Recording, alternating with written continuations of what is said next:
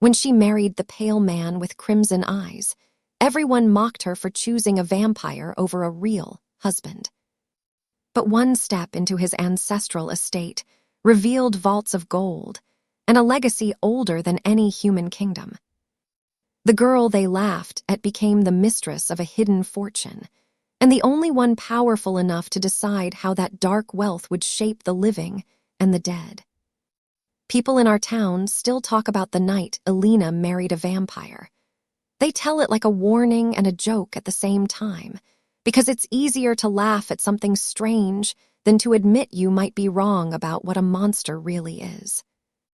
The old church smelled of rain-soaked stone and candle wax, and every bench was full, not because people wished her happiness, but because no one wanted to miss the scandal.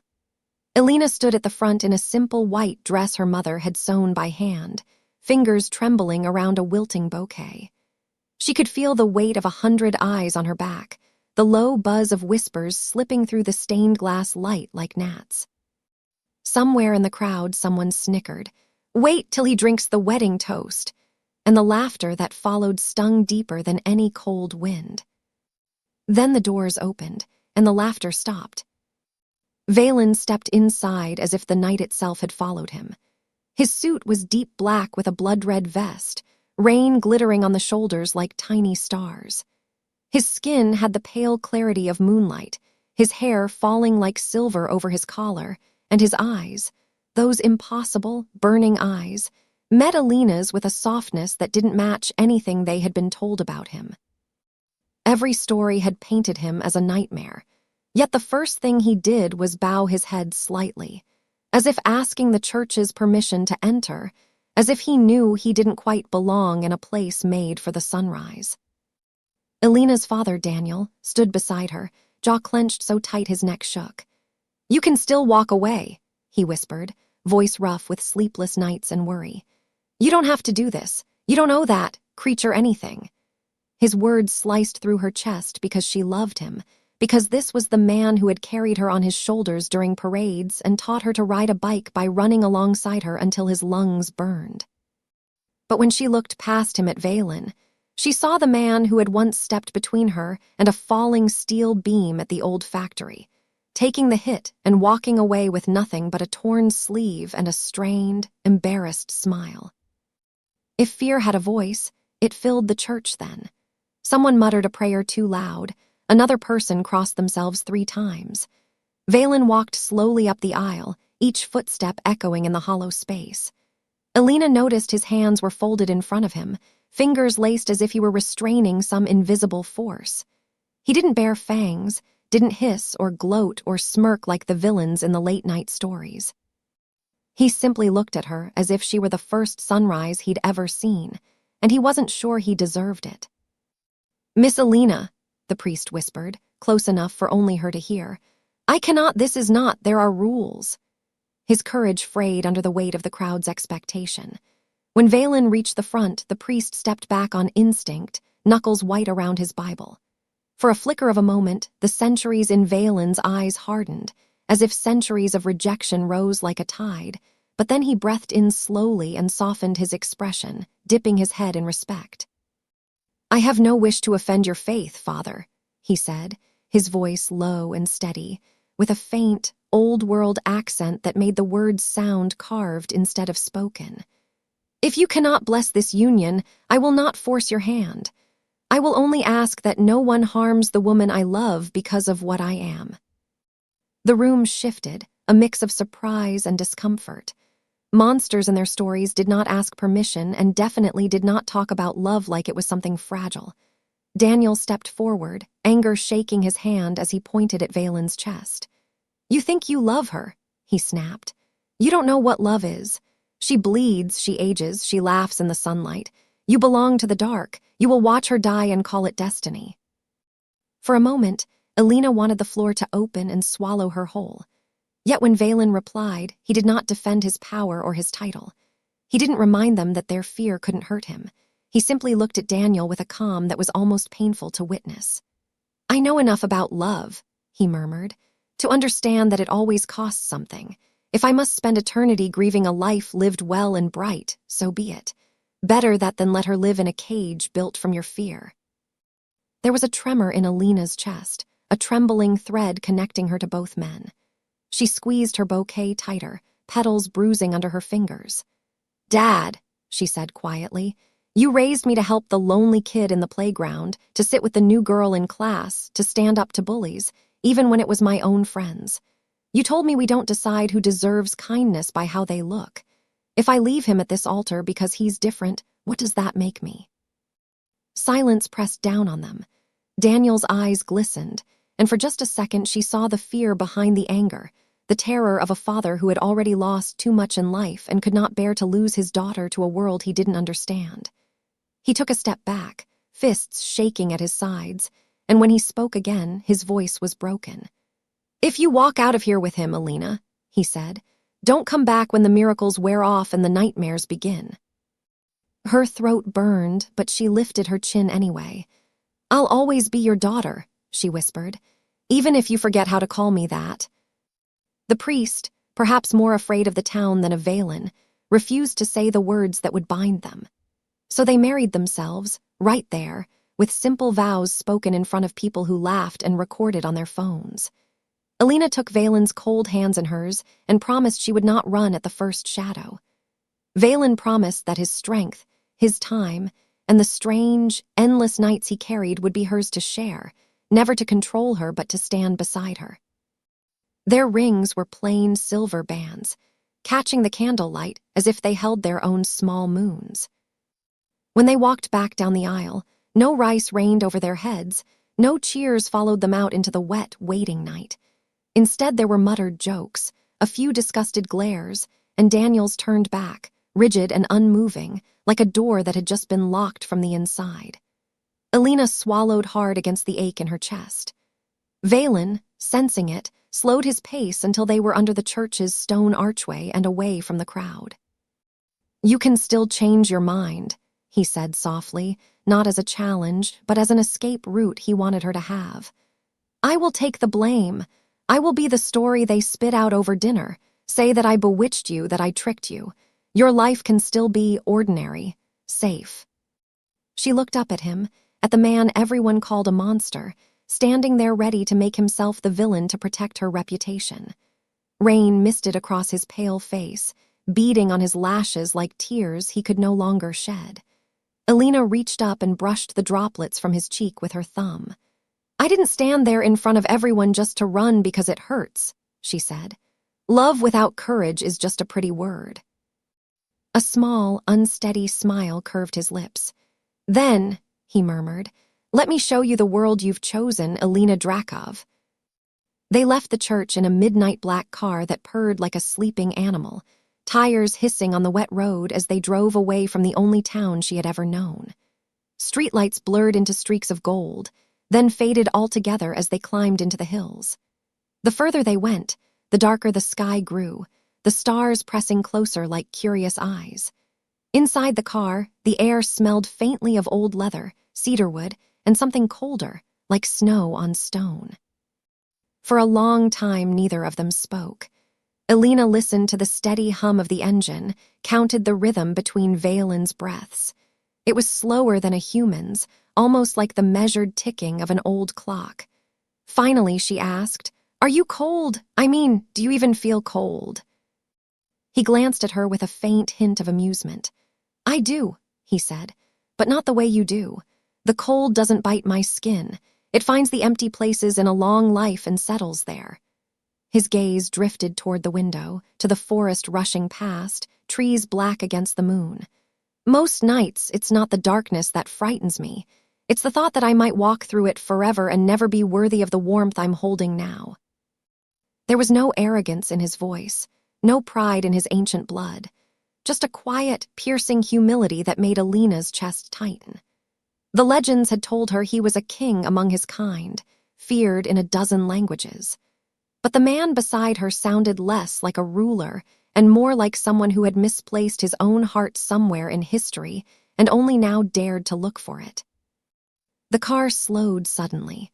Ahead, at the edge of the forest, an old woman stood in the middle of the road, bending over a small, trembling shape. Valen cursed under his breath and braked, the car gliding to a smooth stop. Before Elena could ask what was happening, he was already out in the rain, moving faster than human eyes should have been able to track, yet gentle as he approached the woman. Elena hurried after him, her dress hem soaking up muddy water. The woman was cradling a wounded fox, its flanks streaked with dirt and a little blood from a careless trap. The animal panted weakly, eyes cloudy with fear. "I didn't know where else to go," the woman whispered, flinching when she noticed Valen's unnatural stillness, his pale face in the headlights' glow. "They say there's a doctor of strange things up the mountain. I thought—" She broke off, shaking. Valen knelt beside her without a word, his expensive clothes sinking into the damp gravel. He did not bare fangs or lick at the blood, as the stories would have promised. Instead, he placed his hand lightly just above the wound, fingers hovering but not touching, as if afraid his strength might crush the fragile body. Elena watched, holding her breath. The air grew very still, and a gentle warmth pressed against her skin, like sitting too close to a fireplace. The fox's frantic breathing slowed. "I'm no doctor," Valen murmured, voice soft enough to be mistaken for the rain, "but I have seen enough pain." Very carefully, he loosened the crude metal trap with steady hands, never jerking, never causing more harm. The fox whimpered once, then collapsed into the woman's arms, exhausted but alive.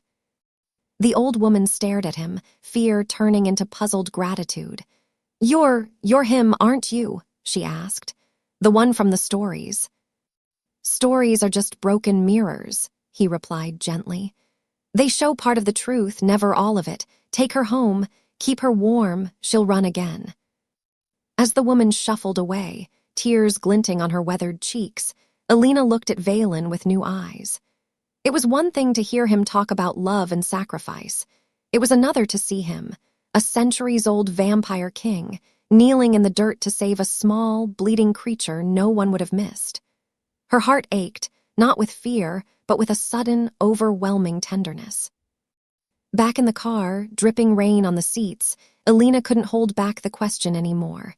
"You're not what they say you are," she whispered. "Why do you let them keep believing it? Why let them laugh and whisper and lock their doors when you walk by?" Valen wiped a streak of mud from his cuff with a faint, distracted smile. "Because it keeps them safe," he said. "If the world is afraid of me, they stay away from the parts of the night they're not ready to see. And it keeps my kind in the shadows where they belong. A king's first duty isn't to be understood, Elena. It's to protect, even if that protection makes him a monster in their eyes." Her breath caught. "A king," she repeated. "Everyone calls you that like a joke, but are you really?" He didn't answer at once. The car turned off the main road onto a narrow path, trees arching overhead like a tunnel. Ahead, through the branches, Elena caught her first glimpse of Valen's home.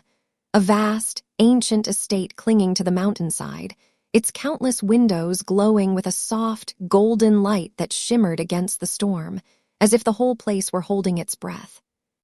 "When my father faded into the dust," Valen said quietly, "I swore I would rule differently. No more human hunts, no more games with lives. I changed the old laws, and half my court called me weak, the other half called me traitor.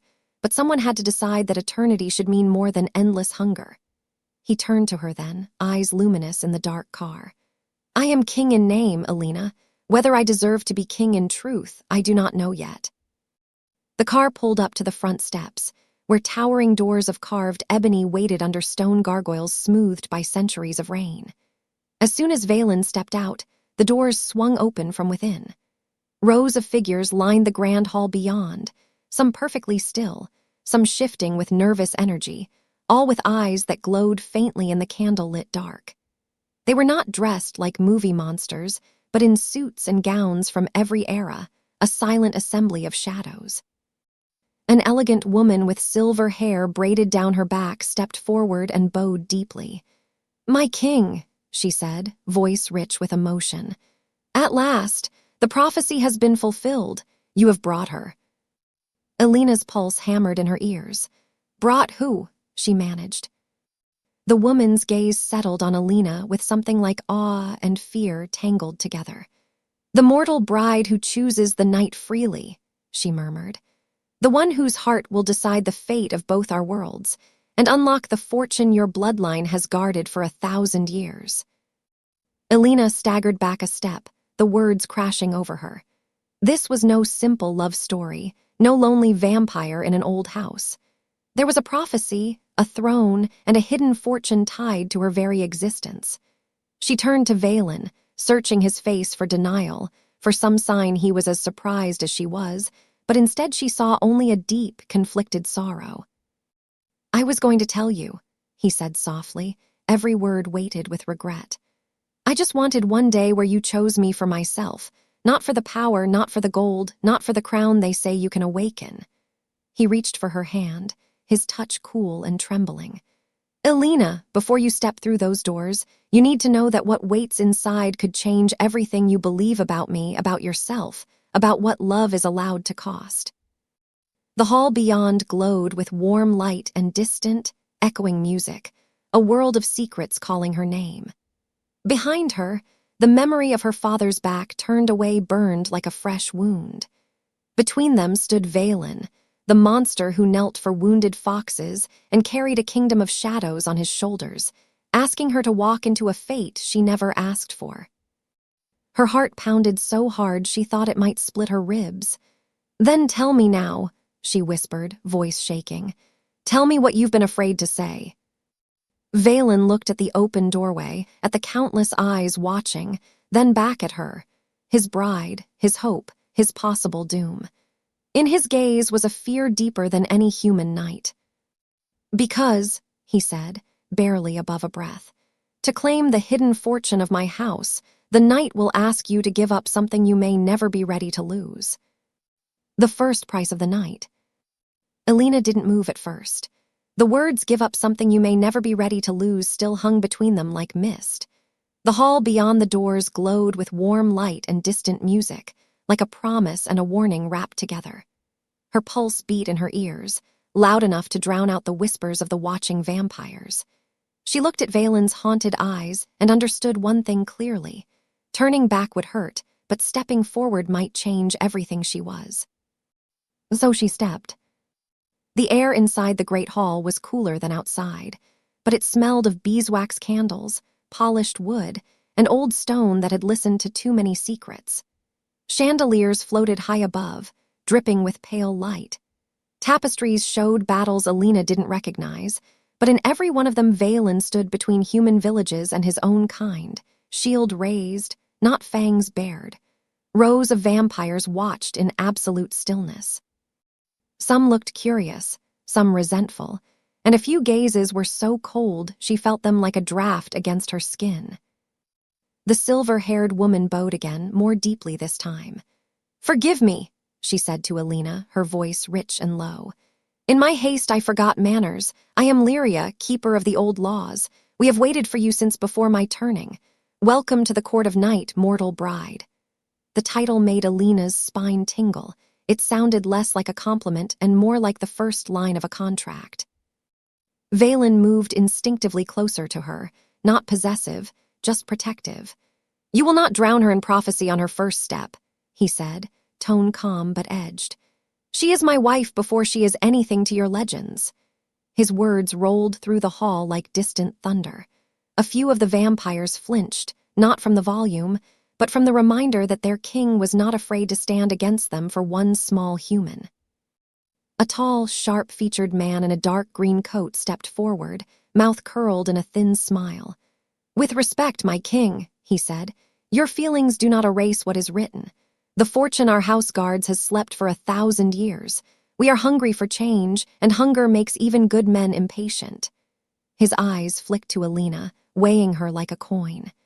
"Is this fragile thing truly worth the fate of us all?" Elena's fear rose, but so did her temper. She had been whispered about enough for one night. "This fragile thing has a name," she said, steadying her voice. "Elena, I know I'm new here, but in my world we call that basic respect." A few quiet laughs rippled through the hall, unexpected and soft. The man in green blinked, clearly not used to being challenged by someone who still needed to breathe. Valen's hand brushed lightly against the small of her back. "A silent I'm here." "Careful, Corvin," he said mildly. She has survived the cruelty of gossip, which is more than I can say for half the court. The room warmed by 1 degree. Even some of the hostile faces seemed to relax, just a little. Tension had not vanished, but it had shifted, turned into something complicated and watchful instead of pure hostility. Lyria lifted a silver staff and tapped it gently against the floor. The sound rang out, high and clear, and the music in the hall faded. "Prophecy or not," she said, "there are steps that must be taken. The fortune will not wake for fear or greed. It answers only to a heart that chooses with open eyes." She turned to Elena, gaze both kind and unblinking. "We do not force the path, child. You can still live a long, ordinary life far from our shadows. But if you wish to stay, the night will test you, not to break you, but to reveal you." "How?" Elena asked, throat dry. "What kind of test?" She imagined trials of strength, blood, impossible riddles. Instead, Lyria pointed toward an archway on the left, framed by carvings of twisted vines and tiny stars. Beyond it, a soft, silver glow pulsed like a heartbeat. "The first seal on the fortune is tied to truth," Lyria said. "You must look into the mirror of dawn and face what you fear most about yourself. No one may stand with you, not even the king." Her words sent a chill down Elena's spine, not because of magic, but because she had spent her whole life trying to be the good girl who didn't upset anyone. What if the mirror showed something ugly she didn't know was there? Valen's jaw tightened. "This is more than enough for tonight," he said quietly. "She has sacrificed her family's trust already. Must we demand more pain before she has even unpacked her suitcase?" Under the irritation in his voice was something softer, guilt. Lyria met his gaze without flinching. "The night demanded the same of you when you took the crown," she replied. "You know what happens when a ruler hides from his own heart." The moment hung between them like a bridge only they could see. Elena suddenly wished she had been there when Valen had taken his test, to know what he had seen, what he had learned that made him the strange, gentle king in front of her now. Elena drew in a slow breath. Her wedding dress was still damp at the hem, clinging to her ankles, but her spine straightened. "If I run from this," she said softly, "I'll always wonder who I really am, and I'll never be more than the girl they laughed at in that church." She looked at Valen, at his worried eyes. "If I'm going to share your nights, I should be brave enough to share your tests." He searched her face for a moment, then nodded once, reluctantly. "If the mirror hurts you," he murmured, "call my name. I'll break every law in this hall before I let it swallow you." He wasn't joking. The court felt it. The room went still again, as if even the candles were listening. Elena stepped through the archway alone. The chamber beyond was round and bare, except for a single tall mirror framed in pale stone. The glass didn't show her reflection at first. It showed only swirling mist lit by a light that reminded her of early morning, the hour when the sky is soft and the world hasn't decided yet what kind of day it will be. As she approached, the mist cleared. She saw herself as a child, chasing sunlight in her father's old backyard, hair in tangles, knees scraped, laughing as Daniel sprayed her with the hose. The memory was so sharp it hurt. Then the picture shifted. She saw herself standing on the church steps earlier that night, watching her father's back as he walked away. Only this time in the mirror she saw his face as he turned the corner. He was crying. Not quiet tears, but the kind that shake a person apart when no one is looking. "I don't want to see this," she whispered, but the mirror didn't care. Scene after scene flickered by. Every small moment she had brushed off his fear as stubbornness. Every time she had rolled her eyes instead of asking why he checked the locks twice. Then the images changed again, jumping forward into something that wasn't memory at all. She saw herself in a dark crown, eyes colder than stone, standing on a balcony as villagers knelt in fear. She saw Daniel's house empty, his chair by the window gathering dust. In this future, she had chosen power and let heartbreak rot quietly in the corners of her life. Elena's legs trembled. "No," she said louder, "that's not me." The mirror responded. A softer vision rose. Elena older, wrinkles at the corners of her eyes, sitting at a kitchen table with Daniel. Valen stood outside the window, watching from the shade, a patient sadness on his face. In this version, she had gone home and never come back to the mountain. Her life was safe, full of Sunday dinners and summer markets. But every time the sun set, there was a hollow ache in her chest where a different life should have been. It wasn't showing right or wrong. It was showing cost. Tears blurred her eyes. "Is there no version where everyone is okay?" she asked the empty room. Her voice cracked, bouncing off stone.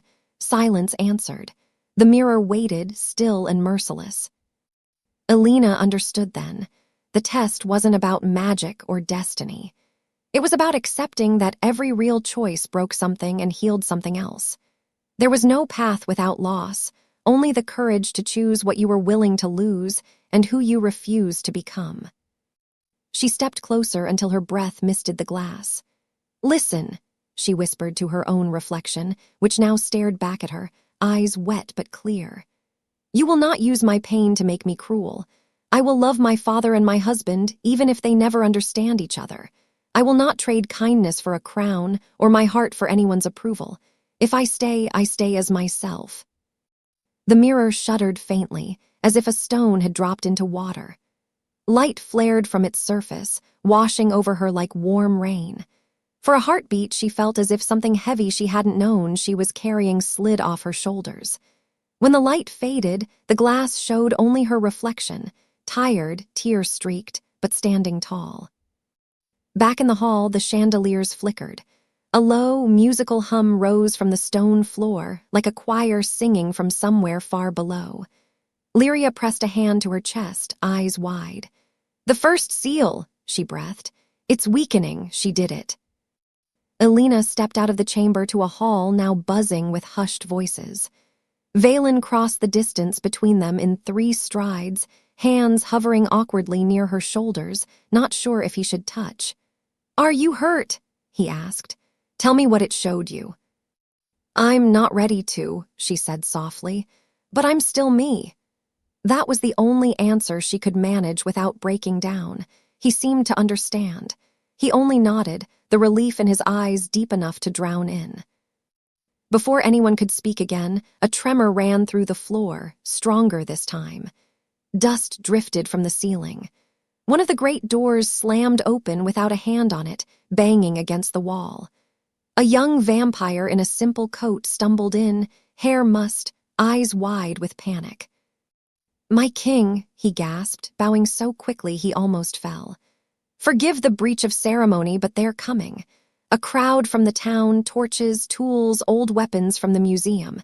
They're marching up the road.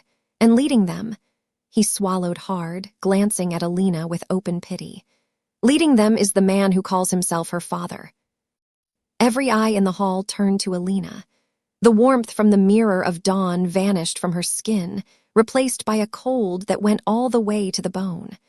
Her father was climbing the mountain with a mob at his back, certain he was saving her from a monster. Between them stood Valen, a king who had sworn to protect his people. And standing right in the middle of that coming storm was her heart. Fire at the gate. Torches looked different from this height. From the balcony, they were not just flames. They were moving stars of anger crawling up the mountain road. The night wind carried shouts and snatches of prayer, boots on stone, metal clanking against makeshift shields. Elena gripped the cold railing until her knuckles ached. Somewhere in that restless river of light was Daniel, sweating and stubborn, trying to protect the daughter who had walked away from him.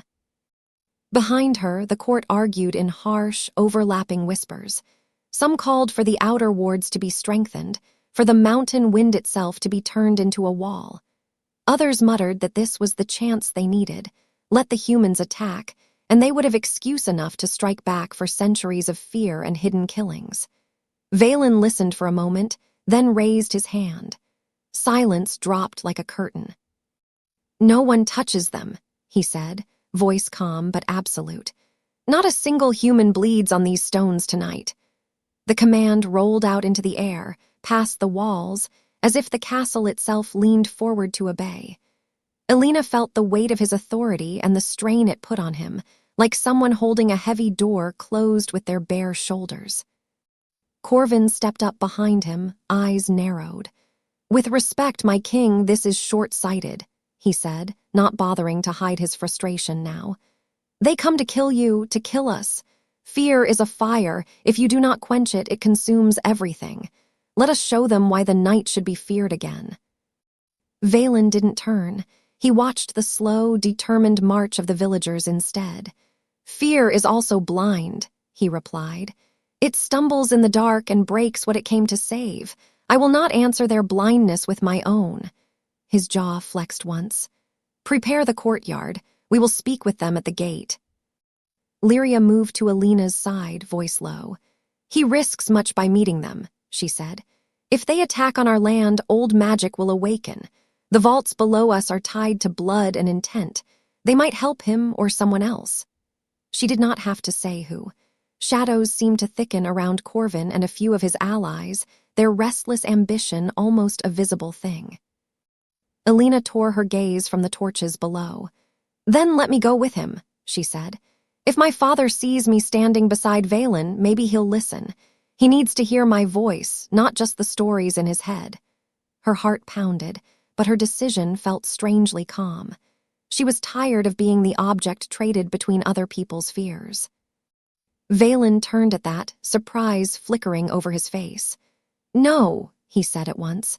"If they lose control, if even one man looses an arrow—" He stopped, as if he could already see the wooden shaft flying toward her chest. The thought alone seemed to hurt him. "It's my life they're afraid for," Elena replied softly. "If I hide, it only proves their fear is bigger than our truth." She placed her hand over his, feeling the cool tension in his fingers. "You told me a king's first duty is to protect, even if it makes him a monster. Maybe a queen's first duty is to be seen, even when people would rather look away." For a heartbeat, something like pride and grief mixed in his eyes. Then he nodded once, as if surrendering to a storm he respected. "Stay behind me," he said, "and if I tell you to run—" "I'll decide for myself," she finished, trying for a small smile that didn't quite reach her eyes. "You're not the only one allowed to be brave, you know." The castle gates groaned open on ancient hinges, revealing a wide stone courtyard bathed in torchlight and moonlight together.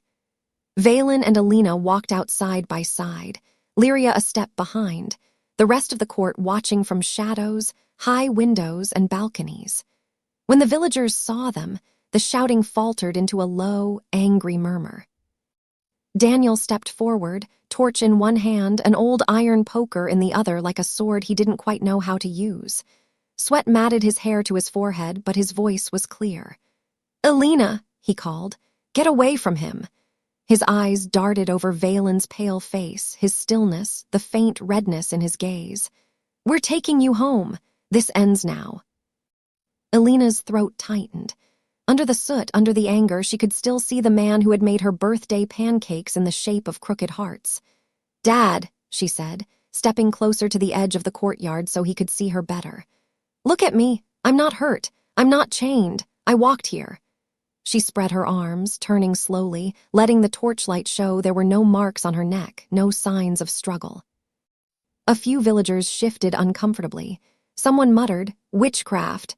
Someone else hissed for silence. Valen's voice flowed out, cool and even. "You are on my land," he said. "I could have met you with claws and fangs as your stories promise. Instead, I open my gate and stand unarmed. That should tell you more than my teeth ever could." He lifted his empty hands to show it was true. Daniel's grip tightened on the poker. "You've had centuries to learn how to lie," he snapped. "You think I'd believe you over the priests, over the graves in our churchyard? You prey on the weak. That's all your kind knows." Valen took the words without flinching, but Elena saw something in him crack, so small only someone who loved him would notice. Before she could speak, a young hunter near the front, barely older than Elena, raised a crossbow, hands trembling. "Step away from her," he shouted. "Demon, let her go." "Stop," Daniel barked, reaching out, but the boy's finger slipped. Everything happened at once. Elena saw the bolt leave the bow, a thin streak of wood and iron spinning toward Valen's heart. Time stretched. The court tensed like a drawn bow behind them. Valen moved. To Elena, it was a blur. One heartbeat, he was beside her. The next, she felt a rush of wind and he was in front of her, cloak flaring. The bolt struck stone with a harsh crack, splintering harmlessly against the wall inches from where her chest had been. Dust rained down. For a moment, nobody breathed. Valen straightened slowly, hands still empty. He had made no move to retaliate, no flash of teeth, no answering strike. Instead, he looked at the boy who had tried to kill him, sadness softening the sharp lines of his face. "You have good aim," he said quietly, "but poor judgment. Next time, ask who needs saving before you shoot." The restraint cost him. Elena could feel it in the tightness of his shoulders, the faint tremor in his fingers. He was a predator by nature, a king by training, and both those instincts were screaming to protect, to punish. But he swallowed them down for her. Beneath their feet, the stone groaned. A deep, humming vibration rolled through the courtyard, as if something buried far below had just been woken by that single act of hatred. Torches flickered. A few villagers stumbled, crossing themselves. High above, cracks spidered through one of the carved gargoyles, glowing faintly with golden light before sealing again. Lyria's face went pale. "The vault," she whispered. "It felt the intent to kill on sacred ground. Another seal has shifted." Corvin's eyes gleamed for a second too long, and Elena understood. If the seals kept breaking under chaos, the fortune might open for whoever could stir up the most fear. Daniel heard none of that.